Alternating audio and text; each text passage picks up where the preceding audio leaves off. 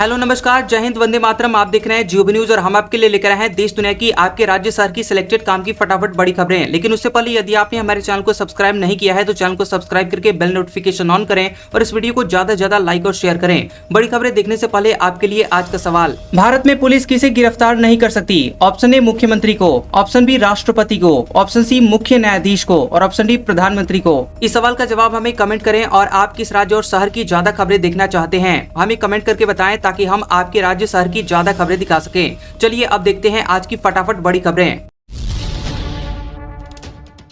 UP में कुछ साल और नहीं होगी टीचर्स की भर्ती, 6 साल से वैकेंसी नहीं। हर साल 4.5 लाख बीएड डीएलएड अभ्यर्थी पास हो रहे हैं। यूपी में कक्षा 8वीं तक के सरकारी स्कूलों के लिए 6 साल से सहायक अध्यापक की भर्ती नहीं निकली है। दूसरी ओर सरकार 50 से कम छात्र संख्या वाले स्कूलों को मर्ज कर रही है। सरकार का ये कदम शिक्षा के लिए सुधार के लिए भले ही हो, लेकिन टीचर की नौकरी की चाह रखने वाले युवाओं के लिए सपना टूटने जैसा है। सरकार छात्र शिक्षक औसत के मुताबिक पर्याप्त शिक्षक होने के तर्क पर कायम रही है तो प्रदेश में आगामी कुछ और साल तक शिक्षकों की भर्ती नहीं होगी। दरअसल प्रदेश सरकार को स्कूलों के मर्जर पर इलाहाबाद हाईकोर्ट की लखनऊ बेंच से भी हरी झंडी मिल चुकी है। 50 से कम छात्र संख्या वाले स्कूलों को नजदीक के स्कूल में मर्ज किया जाएगा। जानकारों का मानना है कि स्कूलों के मर्ज होने का सीधा असर शिक्षकों पर पड़ेगा। स्कूल मर्ज होने पर सरप्लस शिक्षकों की संख्या बढ़ जाएगी। बिहार की तरह पूरे देश में वोटर लिस्ट जांची जाएगी। चुनाव आयोग की तैयारी पूरी। सुप्रीम कोर्ट में 28 जुलाई की सुनवाई के बाद फैसला होगा। चुनाव आयोग यानी इलेक्शन कमीशन बिहार के बाद अब पूरे देश में स्पेशल इंसेंटिव रिवीजन यानी SIR कराने जा रहा है। इसके तहत वोटर लिस्ट की गहनता से जांच की जाती है और अपडेट किया जाता है। अगस्त से इसकी शुरुआत हो सकती है। इलेक्शन कमीशन ने सभी राज्यों में अपनी चुनाव मशीनरी एक्टिव कर दी है। आयोग का ये फैसला सुप्रीम कोर्ट के 10 जुलाई को बिहार में स्पेशल इंसेंटिव रिवीजन को जारी रखने की परमिशन पर आया है और कोर्ट ने इसे संवैधानिक बताया था। हालांकि कई विपक्षी दल और लोग इस रिवीजन के खिलाफ हैं। सुप्रीम कोर्ट में चुनौती भी दी है और दावा है कि स्पेशल इंसेंटिव रिवीजन के चलते योग्य नागरिक अपने मताधिकार से वंचित हो जाएंगे। बिहार में 1 करोड़ युवाओं को जॉब देने का लक्ष्य, सीएम नीतीश कुमार बोले। कर्पूरी ठाकुर कौशल विश्वविद्यालय की होगी स्थापना। राज्य सरकार ने युवाओं को सरकारी नौकरी और रोजगार देने की दिशा में ऐलान किया है। मुख्यमंत्री नीतीश कुमार ने कहा है कि उनकी सरकार की शुरुआत से ही ये सोच रही है कि अधिक से अधिक युवाओं को सरकारी नौकरी और रोजगार मिल सके। मुख्यमंत्री के मुताबिक साल 2005 से 2020 के बीच राज्य के 8 लाख से ज्यादा युवाओं को सरकारी नौकरी दी जाएगी। वहीं 2020 में 7 निश्चय 2 के तहत 10 लाख सरकारी नौकरी और 10 लाख रोजगार देने का लक्ष्य रखा गया था, जिसके बाद में बढ़ाकर के अगस्त 2025 तक 12 लाख सरकारी नौकरी और 38 लाख रोजगार कर दिया गया है और कुल 50 लाख नौकरी और रोजगार देने का लक्ष्य रखा गया था। ट्रंप ने पूछा, चीन पर हमला किया तो कौन साथ देगा? जापान खामोश। ऑस्ट्रेलिया ने कहा, काल्पनिक सवालों का जवाब नहीं। अमेरिका ने ताइवान को लेकर चीन के साथ जंग होने पर हालात पर ऑस्ट्रेलिया और जापान से उनका रुख बताने को कहा। फाइनेंशियल टाइम्स की एक रिपोर्ट के मुताबिक अमेरिकी रक्षा मंत्रालय पेंटागन के नीति उप सचिव एल्ब्रिज कॉल्बी ने ऑस्ट्रेलिया और जापानी रक्षा अधिकारियों के साथ इस मुद्दे पर बैठक की है। कॉल्बी ने सोशल मीडिया प्लेटफॉर्म एक्स पर कहा कि अमेरिकी राष्ट्रपति डोनाल्ड ट्रंप की अमेरिका फर्स्ट नीति को लागू कर रहा है, जिसमें सहयोगी देशों से रक्षा खर्च बढ़ाने और सामूहिक सुरक्षा के लिए साथ देने की अपील की जा रही है। इसका जवाब देते हुए ऑस्ट्रेलिया ने कहा है कि वो ताइवान को लेकर होने वाले युद्ध में पहले से सैनिक भेजने का वादा फिलहाल नहीं करेगा। रक्षा उद्योग मंत्री पैट कॉनरॉय ने कहा कि ऑस्ट्रेलिया काल्पनिक हालातों पर चर्चा नहीं करता। पेटीएम फाउंडर बोले, नौकरियों पर AI का असर टालना नामुमकिन। आर्टिफिशियल इंटेलिजेंस को एम्प्लॉय की तरह इस्तेमाल करना पड़ेगा, इससे नई जॉब्स भी जनरेट होंगी। पेटीएम के फाउंडर विजय शेखर शर्मा ने कहा कि आर्टिफिशियल इंटेलिजेंस यानी AI का नौकरियों पर असर अब टालना नामुमकिन है। उन्होंने दिल्ली में एक AI इवेंट के दौरान कहा कि जल्दी या फिर देर से हमें AI को एम्प्लॉय या CFO की तरह इस्तेमाल करना पड़ेगा। शर्मा ने माना कि AI आने वाले वक्त में इंसानों के कई काम खुद करेगा, लेकिन साथ में ये नई तरह की नौकरियां और रोल भी पैदा करेगा। पटियाला में रिटायर्ड टीचर से 74 लाख रुपए की ठगी हुई। CBI ED अफसर बनकर भेजे गए फर्जी दस्तावेज, सुप्रीम कोर्ट के नाम पर धमकाया, 1 महीने डिजिटल अरेस्ट में भी रखा। बता दें कि पटियाला के राजपुरा से एक चौंकाने वाला साइबर फ्रॉड का मामला सामने आया है। यहां पर एक 65 साल की रिटायर्ड शिक्षिका गुरशरण कौर से ठगों ने खुद को सीबीआई, ईडी और सुप्रीम कोर्ट का अधिकारी बताकर 74 लाख रुपए की ठगी कर ली है। ठगों ने उन्हें मनी लॉन्ड्रिंग केस में फंसाने की धमकी दी और 1 महीने तक डिजिटल हाउस अरेस्ट में रखा। गुरशरण कौर ने बताया कि उनके पति गुरदीप सिंह अनाज मंडी में आढ़ती हैं। उन्हें 4 अलग अलग मोबाइल नंबरों से कॉल और व्हाट्सएप मैसेज आए। कॉल करने वालों ने फर्जी दस्तावेज भी मांगे जिन पर सुप्रीम कोर्ट, सीबीआई और ईडी की मुहर और लेटर हेड थे।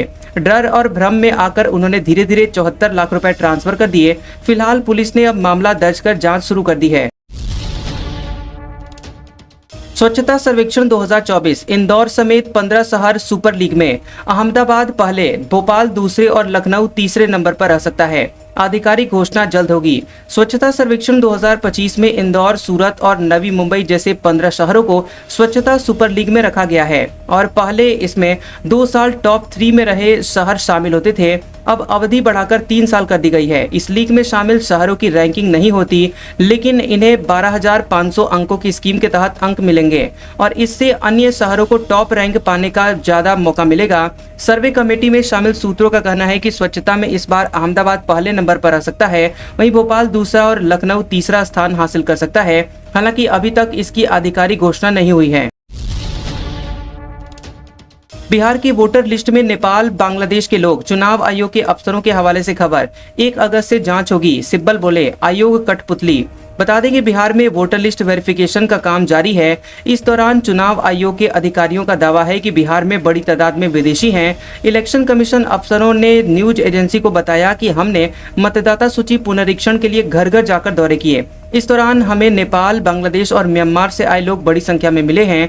इलेक्शन कमीशन के ऑफिसर्स के मुताबिक 1 अगस्त के बाद ऐसे लोगों की जांच होगी। 30 सितंबर को पब्लिश होने वाली आखिरी मतदाता सूची में अवैध प्रवासियों के नाम शामिल नहीं किए जाएंगे। IIM Calcutta case. पिता बोले बेटी का दुष्कर्म नहीं हुआ, वो ऑटो से गिरकर बेहोश हो गई थी और पीड़िता ने FIR में दुष्कर्म होना बताया था। कोलकाता के इंडियन इंस्टीट्यूट ऑफ मैनेजमेंट यानी IIM परिसर में हुई दुष्कर्म की घटना में नया खुलासा हुआ है। दरअसल पीड़ित के पिता ने कहा कि मेरी बेटी का दुष्कर्म नहीं हुआ, वह तो ऑटो से गिरकर बेहोश हो गई थी। पिता का दावा है कि बेटी ने किसी के दबाव में शिकायत दर्ज करवाई है। वहीं पुलिस ने घटना की जांच के लिए 9 सदस्यीय स्पेशल इन्वेस्टिगेशन टीम SIT बनाई है। घटना 11 जुलाई की है। वहीं पीड़ित की शिकायत के मुताबिक वो पेशे से काउंसलर है। आरोपी ने उसे काउंसलिंग के लिए हॉस्टल बुलाया था और वहां नशीला पदार्थ पिलाकर उसके साथ दुष्कर्म किया। पुलिस ने MBA लास्ट ईयर के छात्र महावीर टोपनावर उर्फ परमानंद जैन को अरेस्ट किया है। उसे 19 जुलाई तक पुलिस कस्टडी में भेज दिया गया है। अहमदाबाद प्लेन क्रैश को लेकर आई बड़ी जानकारी। चेतावनी के बावजूद उड़ा था ड्रीम लाइनर। विमान का संतुलन बताने वाला सेंसर फेल होने का अलर्ट था। सरकार बोली अभी नतीजा न निकालें।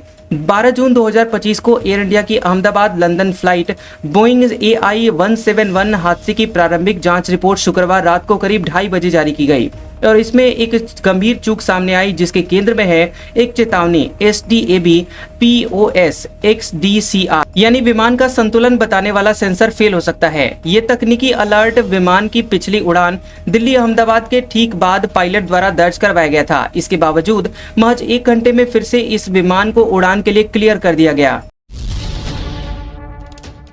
राष्ट्रपति ने राज्यसभा के लिए 4 सदस्यों को नॉमिनेट किया। मशहूर वकील निकम, इतिहासकार मीनाक्षी जैन, पूर्व डिप्लोमेट हर्षवर्धन श्रृंगला और समाजसेवी सदानंदन शामिल। बता दें कि राष्ट्रपति द्रौपदी मुर्मू ने राज्यसभा के लिए 4 सदस्यों को नॉमिनेट किया है। इनमें पूर्व सरकारी वकील और लोकसभा चुनाव में भाजपा उम्मीदवार रहे उज्ज्वल निकम शामिल हैं। निकम 26/11 के मुंबई हमला समेत कई हाई प्रोफाइल मामलों में पब्लिक प्रोसिक्यूटर रहे हैं। इनके अलावा केरल के वरिष्ठ समाजसेवी और शिक्षाविद C सदानंदन मास्टर, भारत के पूर्व विदेश सचिव हर्षवर्धन श्रृंगला और इतिहासकार व शिक्षाविद मीनाक्षी जैन भी राज्यसभा जाएंगी। ये नियुक्तियां उन सीटों के लिए की गई हैं जो कि पहले के नामित सदस्यों के सेवानिवृत्त होने से खाली हो गई थी। महाराष्ट्र में शिवसेना UBT कार्यकर्ताओं ने ऑटो ड्राइवर को पीटा, फिर मराठी में माफी मंगवाई। ऑटो वाले ने कहा था हिंदी भोजपुरी में बोलूंगा, क्या करोगे। बता दें कि महाराष्ट्र के पालघर में शिवसेना UBT के कार्यकर्ताओं ने एक ऑटो ड्राइवर की पिटाई कर दी। दरअसल ऑटो ड्राइवर का एक वीडियो वायरल हुआ था जिसमें वो चिल्लाते हुए कह रहा है हिंदी और भोजपुरी में बोलूंगा, क्या करोगे, मैं मराठी नहीं बोलता। इसके बाद शिवसेना कार्यकर्ताओं ने ऑटो ड्राइवर को पकड़ा और कान पकड़कर मराठी में माफी मंगवाई। इसका वीडियो भी सोशल मीडिया पर डाला। इसमें ड्राइवर हाथ जोड़कर कहता है, गलती हो गई, अब मराठी में बोलूंगा। इस दौरान उसे कई थप्पड़ भी मारे जाते हैं। बता दें कि इसके साथ में छत्रपति शिवाजी महाराज के जयकारे भी लगाए गए। तमिलनाडु में मालगाड़ी पटरी से उतरी, 18 बोगियां जलकर हुई खाक, 52 बोगियों में डीजल भरा था, 40 अलग की गई। बता दें कि तिरुवल्लुवर स्टेशन के पास इलाका खाली करवाया गया। तमिलनाडु के तिरुवल्लुवर रेलवे स्टेशन के पास मनाली से जोलारपेट होते हुए कर्नाटक जा रही एक डीजल मालगाड़ी पटरी से उतर गई। इसके बाद उसमें आग लग गई। शुरुआती जांच में 5 बोगियों में आग लगी है। बता दें कि इसके बाद ये 18 बोगियां आग की चपेट में आ गई। घटना रविवार सुबह 5:30 बजे की है। मालगाड़ी में 52 बोगियां थी। जिला कलेक्टर एम प्रताप ने बताया कि 40 बोगियों को जलती हुई ट्रेन से अलग कर लिया गया। वहीं रेलवे स्टेशन के आसपास रहने वाले लोगों को निकालकर सुरक्षित जगह पहुंचाया गया है।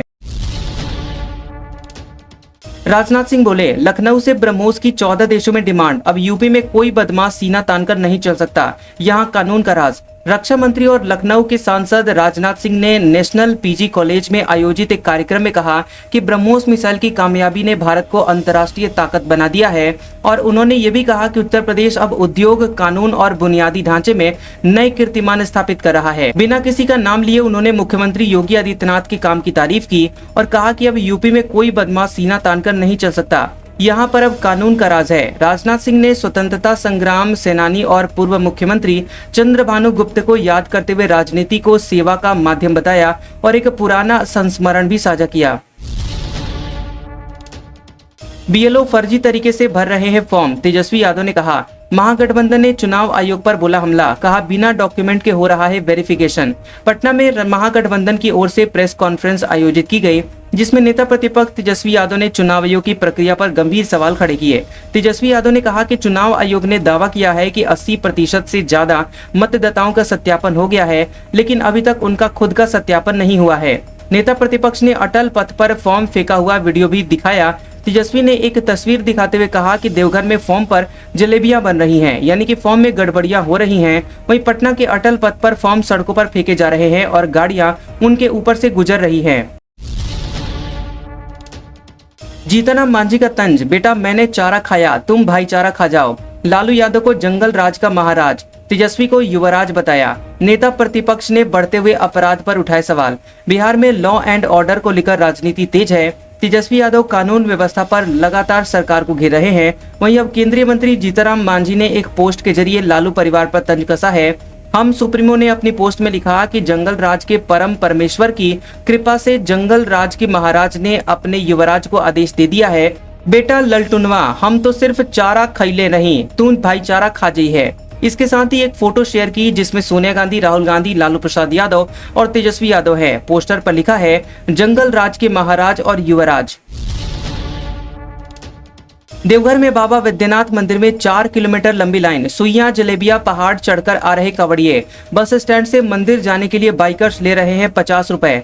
श्रावणी मेले की शुरुआत हो चुकी है और सावन की पहली सोमवारी 14 जुलाई को है और इससे पहले रविवार को सुल्तानगंज से हजारों डाक बम और कांवड़िए गंगा जल लेकर बाबा धाम के लिए रवाना हो चुके हैं। बाबा मंदिर से 4 किलोमीटर लंबी लाइन में कांवड़िए खड़े होकर अपनी बारी का इंतजार कर रहे हैं। पूरा कांवड़िया पथ भगवा रंग में डूबा हुआ है और बोलबम के नारों से गूंज रहा है। अनुमान है कि पहली सोमवारी में करीब 5 लाख कांवड़िए बाबा मंदिर में गंगाजल अर्पित करेंगे। उधर जिला प्रशासन ने श्रद्धालुओं की सुरक्षा और सुविधा के लिए पुख्ता इंतजाम किए हैं। शहर में बड़े वाहनों की आवाजाही पर रोक है, बैरिकेडिंग है और पार्किंग व्यवस्था के साथ ही मेला क्षेत्र को पूरी तरह से सुरक्षित और व्यवस्थित करने की कोशिश की गई है। संभव है कि हर दिन कम से कम 5 लाख लोग यहां से जल भरेंगे और 105 किलोमीटर दूर देवघर के बाबा वैद्यनाथ धाम मंदिर में चढ़ाएंगे। लोगों की भारी भीड़ को देखते हुए जिला प्रशासन ने सुरक्षा, ट्रैफिक और ठहरने की व्यवस्था की है। करीब 800 जवान और अफसरों को सुरक्षा के लिए तैनात किया गया है, जो 24 घंटे रिस्पांस देंगे। शहर में गाड़ियों से जाम न लगे इसके लिए 3 दिशाओं से 6 पार्किंग स्थल बनाए गए हैं और इनमें करीब 2000 गाड़ियां पार्क होंगी। इंदौर के मुकाबले ज्यादा टेंशन में है भोपाल के स्टूडेंट्स। एमपी में 12% छात्रों के पास है साइकिल तो 65% के पास है स्मार्टफोन। शिक्षा मंत्रालय ने किया है सर्वे। मध्य प्रदेश के 5 बड़े जिलों में से सबसे ज्यादा टेंशन में भोपाल के स्टूडेंट्स हैं। इनकी संख्या 59% है। वहीं दूसरे नंबर पर जबलपुर के 54%, तो 53% आंकड़े के साथ तीसरे नंबर पर ग्वालियर के स्टूडेंट्स हैं। इंदौर के 52% स्टूडेंट्स तनाव में हैं। ये खुलासा शिक्षा मंत्रालय के राष्ट्रीय सर्वेक्षण परख में हुआ है। सर्वे के नतीजों में ये भी सामने आया कि 47% छात्र पैदल स्कूल जाते हैं, तो 65% छात्र स्मार्टफोन से पढ़ाई करते हैं। शिक्षा मंत्रालय ने पिछले साल 4 दिसंबर को ये सर्वे किया था, जिसमें मध्य प्रदेश के 52 जिलों के 5000 स्कूलों के 17,000 टीचर और तीसरी, छठवीं और 9वीं के 1,38,000 छात्रों को इसमें शामिल किया गया था। इसमें बच्चों के ओवरऑल प्रदर्शन, उनकी सीखने की क्षमता और पढ़ाई पर असर डालने वाले 10 कारकों का एनालिसिस किया गया।